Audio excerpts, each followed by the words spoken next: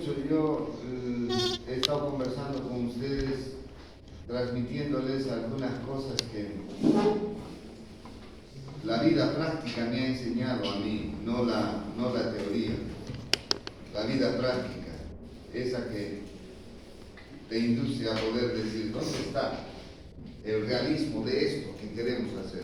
¿Dónde están las condiciones que nosotros buscamos en lo que deseamos?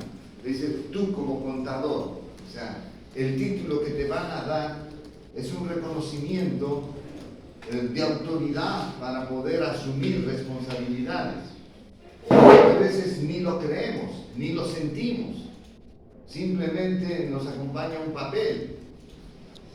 Porque cuando nos emplazamos estamos más pensando qué tengo que hacer, quién me va a decir lo que yo voy a desarrollar, cómo voy a hacerlo, y pareciera que recién comienzo una etapa formativa cuando yo comienzo a trabajar. Y eso no es verdad. ¿Para qué he transitado 5 años acá, generando una y otra cosa? Y a veces por eso es que nosotros no tenemos, digamos, ese respaldo.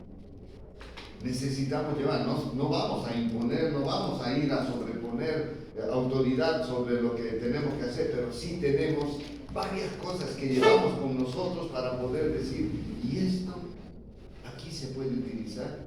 ¿Será posible generar aquí estas condiciones? Y por eso les decía, lo que hoy estoy compartiendo es que ustedes comiencen a despertar cuál es el criterio que deben tener como profesionales. O sea, como profesional no es hijo de quién eres, quién es tu papá, cómo apellidas, dónde te van a poner o cuánta nota has sacado cuando has estado en la universidad y tienes un privilegio de tener una nota. No, es cómo te desenvuelves frente a las exigencias y a las necesidades. Y entonces nosotros tenemos que tener. Hoy voy a tomar un tema, valor residual. ¿Ya? Y cuando vemos valor residual, parece menospreciado el valor residual. Dice, pero ¿para qué tiene? ¿Qué importancia tiene el valor residual? ¿Cuál es la significancia de un valor residual? Un problema que se suscitó en una empresa minera, ¿no? Una empresa minera que desarrollaba la explotación del oro, ¿no? Y resulta que al momento de determinar digamos, el pago de los impuestos era una cantidad significativa. Y los dueños dijeron, pero es mucha plata. ¿De dónde vamos a sacar? ¿Cómo vamos a pagar esto? Dijeron, algo debe estar pasando, debe estar mal. Entonces, contador, revisa pues. El contador comenzó a revisar todo, qué ha pasado, qué tienes que ver, pues, ¿no? O sea, ¿qué tienes que ver? Y hay muchas cosas que nosotros, como contadores, deberíamos saber. Esto yo lo escuché en un congreso de contadores, en Guano, cuando presentó ahí una posición del valor residual. Dice, ¿y qué pasa? ¿Revisaron todos? No, sí, eso es lo que tienes que pagar. No, pero algo debe haber una explicación porque es tanto lo que nosotros estamos y no tenemos esa plata para poder pagar. Entonces contrataron otro especialista que vaya y que vea y que revise. Y comenzó a revisar los estados financieros, ver en qué condiciones estaban. Entonces, ¿qué sucedió? Sucedió que al momento de revisar hizo un levantamiento de todos los activos y comenzó a validar, ¿no es cierto?, el funcionamiento de los activos. Y vio cómo estaba organizado la empresa, el activo, y encontró un horno que era el que purificaba el oro todos los días que salía. El horno entraba allí y ahí es donde se purificaba el metal y salía. Sin embargo, el horno que utilizaban era un horno antiguo de hace años. muchos años. Depreciación, ¿cierto? Tenía depreciación, ese horno se había pasado tantos años que ya no tenía valor de depreciación. Entonces dice, ok, oye, ¿y este horno? Entonces revisaron, ¿no es cierto?, el horno. El horno está funcionando. El horno es el que nos proporciona todos los días la purificación del oro. Pero no tiene ningún valor. Entonces dijeron no. Y ahí es donde nacen las condiciones de poder decir, oye, y si tengo un activo que está totalmente depreciado y no tiene ningún valor, yo debo revaluar. Entonces, ¿y qué tengo que hacer para revaluar? Tengo que buscar en qué condiciones me dice la norma, la ley, que yo puedo revaluar. Entonces comenzaron a buscar, ok, ya. Dice, a valor de mercado, hay que ver. Si es que el mercado le asigna un valor, entonces le asignamos el valor al horno. Entonces, sacaron las características del horno, pusieron eso, digamos, para una valorización en el mercado, si alguien quería comprar un horno en esas características, ¿no? ¿Quién se atreve a comprar un horno pues de hace tantos años? Todo viejito, todo eso. Nadie oferta nada. Entonces, valor de mercado no existe. Entonces no va por ese lado. ¿Cuál es la otra alternativa? Y dice, bueno, un tasador. Hay que contratar el servicio de un profesional que conozca, que sepa, que haga la evaluación y pueda establecer un valor para ese vino. Así que contrataron un tasador especialista, vino, revisó años de fabricación, tiempo de... O sea, ¿cómo valoran ellos, no es cierto? En el tiempo de uso, el tipo de material, el nivel de deterioro de todo lo que tenía el horno. Y cuando sacó él dice, oye, esto, ¿sabes? Lo único que puede hacer este horno es llevarlo a un museo y ponerlo ahí para que vayan a ver cómo todavía funciona este horno de hace tantos años. No hay valor que yo le pueda asignar a través de una tasación, no tengo respaldo para ello. Es tan antiguo, es tan viejo que ya no soporta nada. Entonces, dijo, oye, entonces la otra alternativa ya no se da, no hay. Entonces, ahora, el horno, ¿qué otra alternativa hay? Estoy hablando de las tres alternativas que tiene. La otra alternativa dice, ok, la tercera alternativa son los flujos proyectados que todavía produce. Dice, ¿por qué? Porque todos los días llega oro, purifica oro y sale oro. Y tiene un valor. Esa purificación le da valor al oro. Y el horno cumple esa función. Y entonces dice, a ver, ¿cuánto cuesta? ¿Cuánto vale hacer ese proceso?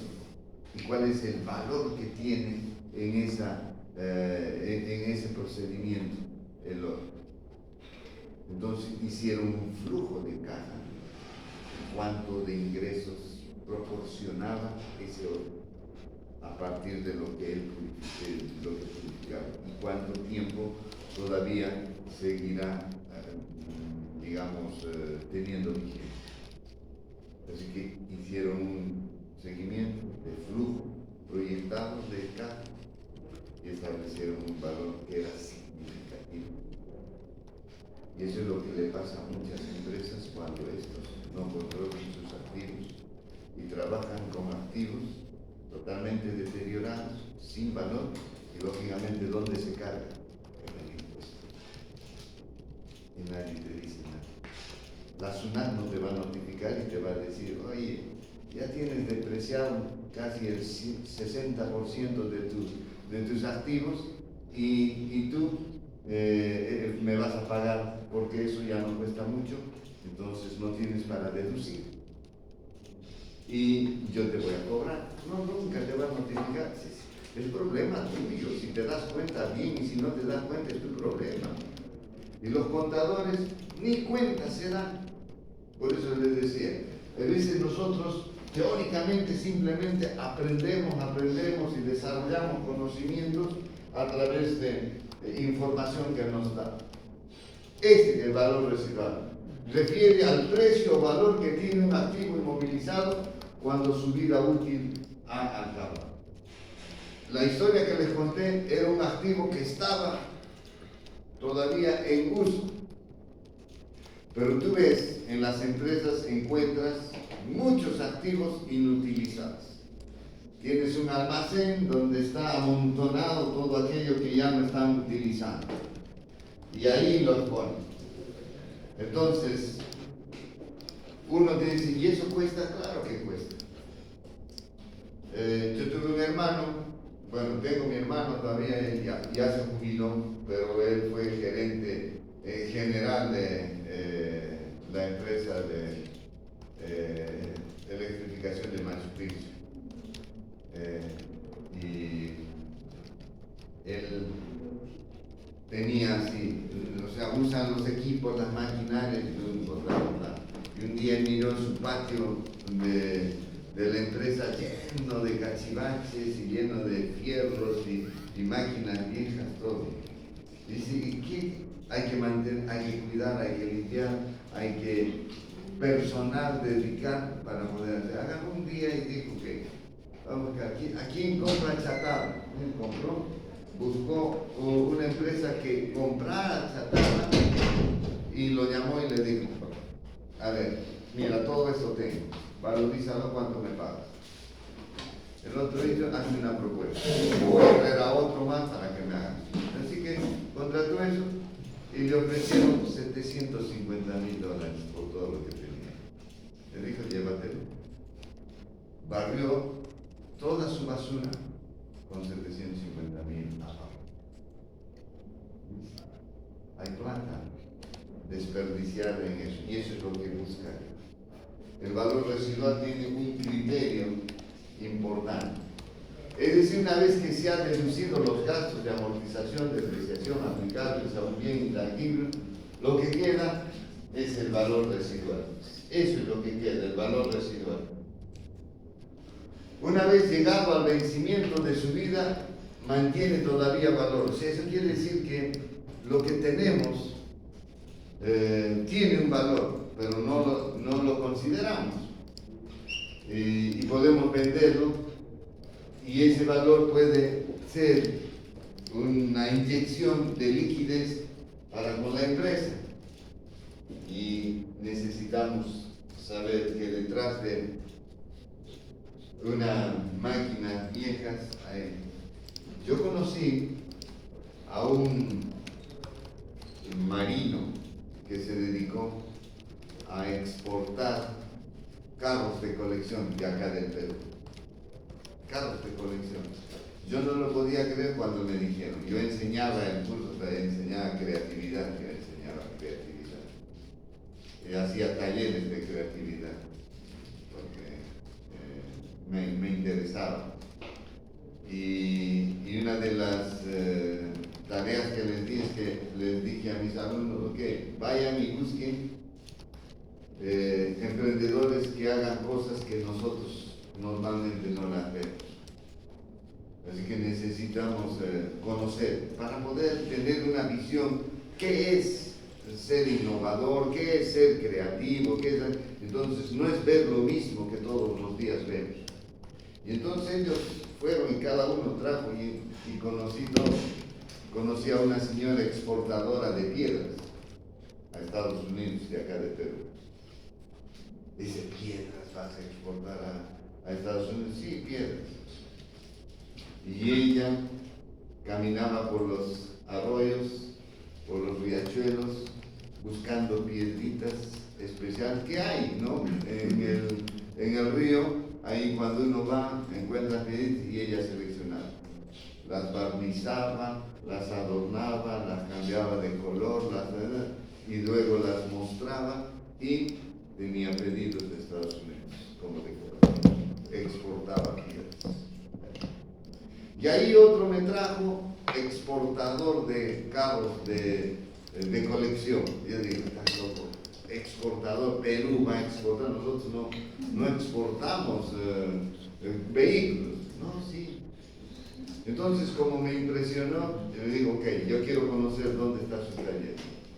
Y fuimos a su taller, yo me entrevisté con él, fui a conocerlo, me dijo, esta es la dirección, fui a la dirección, me entrevisté, era un ex marino, y me mostró todo su taller. Fuimos con todos los alumnos a hacer una visita a su taller, interesante. Todo, como él dice, no, a mí me gustan los carros de colección, y ahí tenía una vitrina, los carros de años pasados, pero en sus modelos originales. Y me dice, pásame la voz cuando veas un carro botado así, voy yo y lo recojo. Chatados, así, voy y lo recojo. Recupero su modelo y lo recompongo totalmente. Y me dice, no, botados ahí a orillas del mar, por los basureros, por las zonas ahí marginales.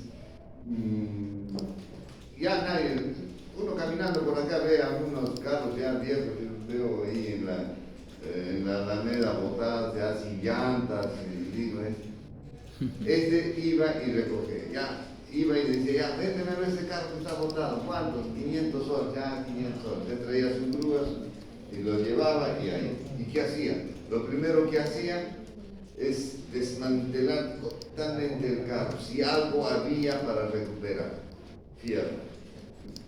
Una vez que lo desmantelaba, lo limpiaba el carro, tenía así en su taller, tenía una zona, como quien dice, ahí entraba la chatarra. Y ahí lo desmantelaba todo, lo desarmaba todo.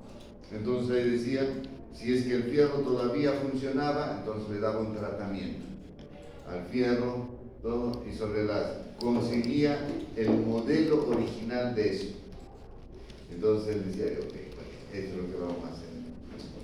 Entonces, una vez que limpiaba y todo eso, recuperaba el fierro, comenzaba el armado, a darle todo el caparazón que tenía, igualito como el modelo, y ahí entraba. Entonces, todo lo que es, como le decía, la teoría, ahí soldando, armando, dándole la forma al vehículo. Una vez que terminaba todo eso, pasaba a pulido, y ahí, una vez que tenía pulido todo eso así, entonces ahí comenzaba a armar el carro con las piezas, motor, amortiguadores, frenos, todo. Él iba armando. Me dice, los peruanos son drones, porque hay piezas que no encuentran, pero hay torneros. Dice, son unos trones, tú les llevas el modelo, les muestras, le dice, y ellos te lo replican y te lo hacen. Y ya, ¿sí? Y así, arma, el color original de esos carros, todo, y después ves ahí en su salón de exhibición el carro que lo encontró botado, tirado, ahí recuperado. Y una vez terminado el carro, él coloca en su plataforma ahí de publicación a nivel mundial. Y le compran de Alemania, de Inglaterra, de Francia, de Estados Unidos, hacen el pedido y él se los envía vía barco, las unidades. ¿Cuánto vende un carro de colección? O sea, cuesta. O sea, no cuesta el precio ni siquiera original de lo que es, sino cuesta mucho más por el tiempo que significa, y él se preocupa de que el carro sea pues la réplica de lo que era al momento de iniciar esos carros. Y hay gente que le gusta eso, pues, en el mundo, que tiene plata y compra. Y él dice, yo vivo acá feliz, me distraigo porque me encantan los carros, y me distraigo armando carro tras carro, y tengo pedidos y voy. y voy buscando. Pues dice, luego voy buscando por los basurales, por ahí donde botan esos carros, ahí voy, dice, encontrándome así carros y voy trayéndolos y voy recuperándolos para volver a hacer. ¿Ven? Cosas que ya no valen, ¿no? Y por eso, ahí, en mis talleres, pudimos conocer a estas personas, pudimos ir a visitar. Los alumnos que llevaron conmigo ese curso se tomaron fotos, vieron cómo procesaba. El lugar donde él estaba en ese tiempo era a las finales de la avenida Canadá, con Circunvalación, ahí tenía su taller. Pero dijo, ya está muy chico, ya no me abastezco acá, voy a irme hacia el sur, y voy a comprar un terreno más grande para poder habilitar todo eso. Eso es recuperar pues algo que ya no sirve. Y las empresas tienen un montón de cosas, por eso dice, ¿no? Cosas que tienen valor. Ya no sé dónde estés trabajando ahora. ¿Y qué cosas hay que puedes tú recuperar? Hay terrenos abandonados, hay casas abandonadas, hay unidades, hay de todo en las empresas, sin valor. Y lo que les decía, ¿no? Las tres condiciones para poder valorizar es el valor de mercado. Les decía, ¿qué es el valor de mercado? Pones tú pues, a la venta y vas a buscar, ¿no? Si es que encuentras la propuesta de este tipo de bienes y que se le da valor. Mercado libre, ahí hoy en día uno encuentra lo que quiere uno, digamos, comprar, puedes poner ahí y vas a encontrar si es que hay alguien que te proponga. Y a veces hay cosas que no encuentras fácilmente, que lo puedes, de repente alguien se propuso o tiene y puede generar, digamos, ese tipo de venta. Entonces, el valor de mercado. En el mercado, pues, uno puede encontrar y darle un valor, ¿no? De hecho, que la pérdida de valor a lo largo del tiempo es una relación que tenemos directamente, ¿no? El tiempo condiciona el valor que uno puede encontrar en un bien.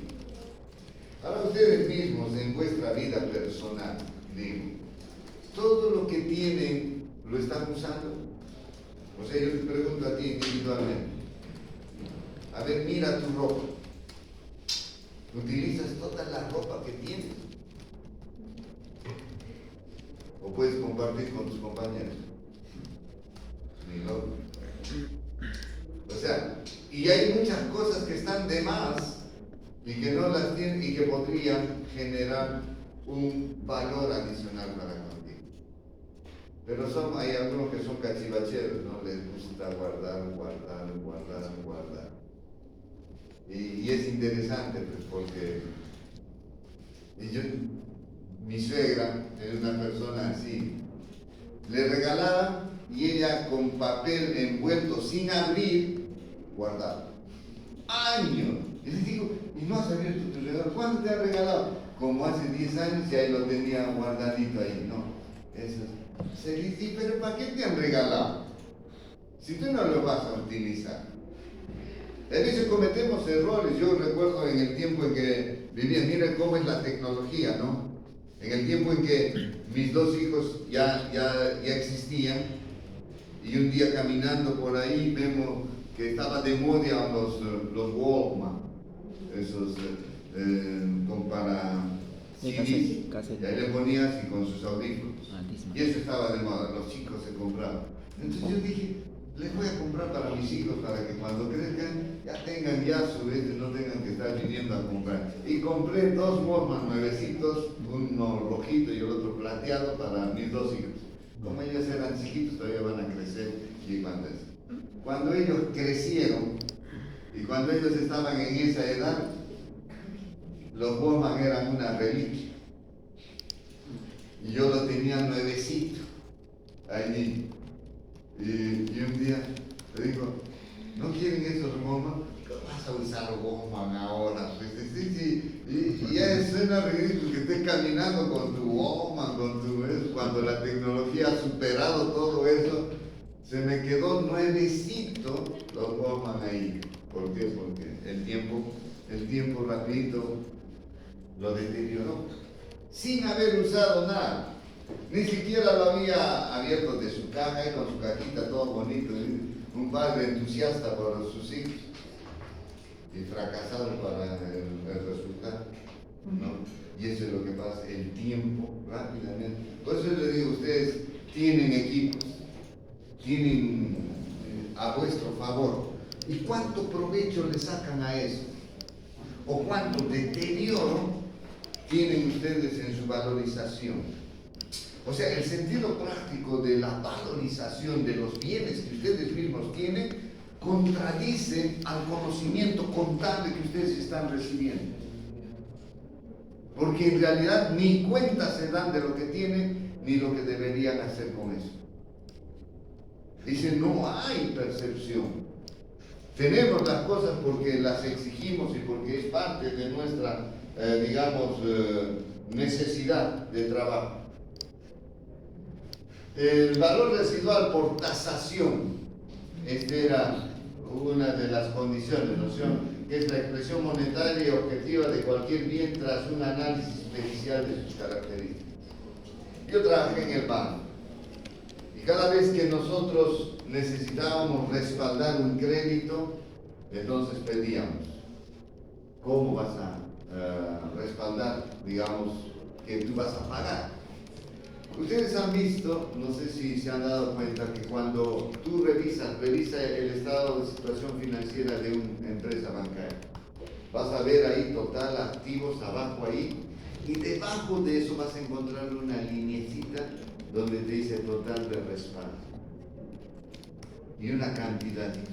¿Y eso qué es? Eso que tienen allí es todo lo que el banco ha requerido para soportar, digamos, el riesgo de pérdida en su cobranza. Allí está. Y está por encima de lo que su colocación está. Pero si su colocación está en 50 millones, su cobertura está en 60. Cosa que tiene un margen para poder recuperar. Entonces, cuando te pide el banco un respaldo, entonces muchas veces los hijos acuden a los papás. ¿Para qué? Para que hipoteque su casa. Voy a sacar un préstamo y la hipoteca, y papá es buena gente con el hijo, pobrecito, piensa que el hijo va a hacer un buen negocio y le concede. ¿Y qué es lo que hace? Mira, en el momento en que tú solicitas el crédito, entonces el banco te exige un respaldo. Y tú dices, aquí está la hipoteca de mi un ratito. Vamos a tasar, te va a decir el banco. El banco tiene tasadores que trabajan con él. Entonces va. ¿Quién paga la tasación? El cliente. El banco no te paga. El cliente paga la tasación. Ok. El especialista va a ir y va a evidenciar mediante un informe cuánto vale esa casa. Esa casa, por decirte cuánto. Y él no te va a tasar por su valor comercial, sino él te va a tasar por su valor de estructura. El ingeniero va a ir y dice, ¿qué año construido este año? Ya listo, le va a dar su depreciación, su valorización actual, qué tipo de materiales has utilizado, de tipo A, B, C, o sea, de lujo y todo eso, y eso le va a dar valor, va a sumar y le va a decir al banco, esa casa vale $150,000. Ok. Y el banco no te va a dar los 150,000, te va a decir, ok, te doy 130. ¿Ya? Tengo un margen para poder hacer. Ahora, ese no es el valor comercial, es el valor de tasación. Muchos, por ejemplo, tienen esta dificultad. Han llegado a momentos críticos donde no se puede pagar la deuda. ¿Y qué hace el banco? Ejecuta la garantía. Entonces, ¿qué hace el banco? Simplemente saca. ¿Han visto ustedes esos avisos, el remate? los bancos hacen una vez al año, o a veces 2 veces al año, hacen anuncios, remate, Banco de Crédito o Banco Continental va a rematar bienes. O sea, todo aquello que han recuperado a partir de procesos judiciales, ahí lo tienen. Y entonces ellos hacen un remate. Valor base, el valor de la hipoteca con la que ellos me han reconocido. Y yo he tenido casos porque contablemente teníamos que ejecutar, liquidar. Entonces, por eso recomiendo, ojo, ustedes, cuando alguien esté atravesando esas situaciones, denle una recomendación, que por favor no se deje ejecutar con el banco, sino busque comercialmente comercializar su bien. Tenía un amigo que en La Laguna tenía una casa muy bonita con piscina y todo eso.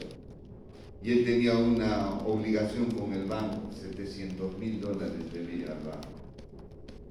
Pero ya no podía cómo pagar. Entonces el banco lo notificó, le iba a ejecutar. ¿Y por cuánto le iba a ejecutar el banco? Por 650,000. Y todavía iba a quedar debiendo si le ejecutaba. Entonces dijeron, no, véndelo comercialmente. ¿Cuánto está una casa en la Laguna de La Molina con piscina y todo eso? Entonces está 1,600,000. 1,600,000. Ok, véndelo. Entonces dicen, oferta de ocasión, se vende casa, 1,300,000. Valor comercial que está ahí, 1,600,000. Y siempre hay gente que tiene plata, pues. Y viene, sí, mira, esta es la casa, estas son las condiciones. Yo tengo una deuda con el banco de 700,000. ¿Ya? Necesito liberar para entregarte la casa. Libero la casa y con eso, por eso te estoy vendiendo 1,300,000. Ah, ya, el otro dice, no hay problema, porque de ese 1,300,000 él tiene para ganar $300,000 todavía, dentro del margen comercial. Ok, dije, hicieron los papeles al banco, $700,000, banco, cancelado la deuda, ya no te debo, y todavía le quedaba a él 600,000.